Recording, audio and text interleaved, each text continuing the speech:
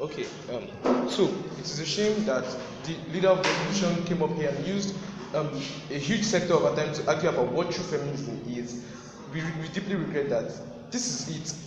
Religion entrenches patriarchy, and this is not up for debate today, right? Feminism, the core of the aim of feminism is to seek equality, and that's also not up for debate in today's world. Patriarchy and equality are not exactly ideals that can exist in the same space, and that is what we are telling you from the opening government, right? So she came up here, and the first thing that she said is that the world is progressing and that certain doctrines can be changed, right? But first off, on the first level, we'll tell you this: people that have tried this in the past were branded heretics and they were annihilated. So, which is better, for you to live out your religion from your feminist opinions, or try to change religion and be annihilated for it and yet still not make any effect? Because on the second level, in today's world, there is a reason we do not have female Catholic priests yet. And I mean, what sort of progress have we exactly made? If she says,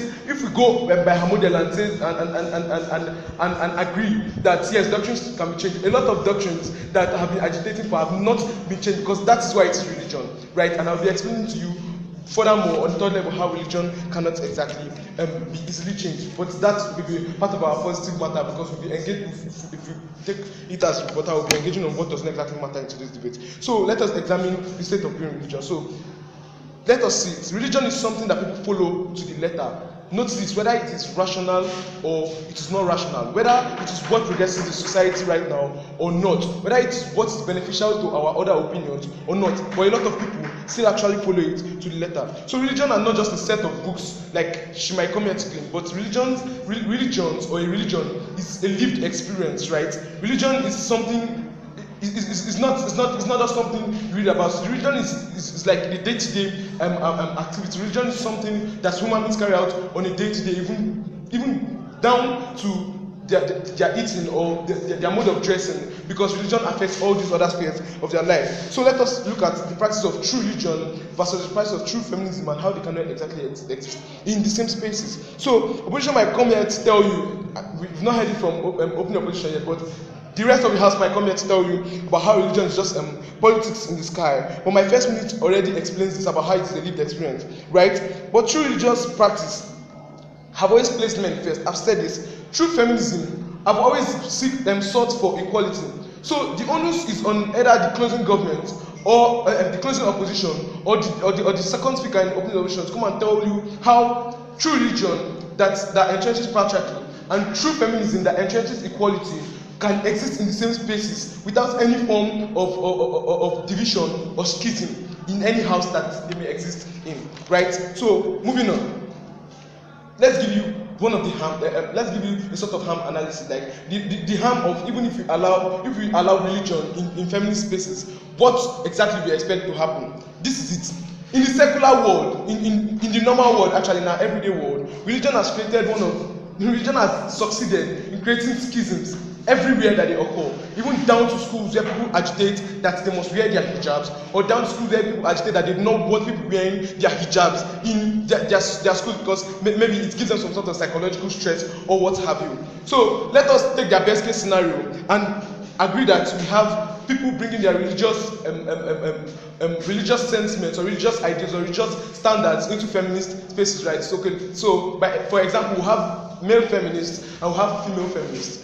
So apart from patriarchy, right, we will have a state where people might want to bring in what is obtainable in their religion, not in their different religions, into what is supposed to be a unified feminist movement. And this is very key in today's debate, because for feminism to actually achieve what it seeks to, we need as much unity as possible, right? So in the case where we don't leave our religion at the doorstep and still bring them into the house of feminism, so our religious sentiments affect what we feel should be the direction which feminism should go.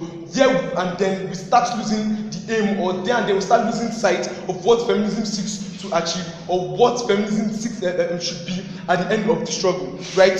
So We create a clear division in feminist sphere, and that's exactly what the feminist movement is about, and I already analyzed that. So let's look at stakeholder analysis. How it is going to change the idea of what feminist is, and how we start making concessions, right? So we bring religion into feminist spaces. This is it.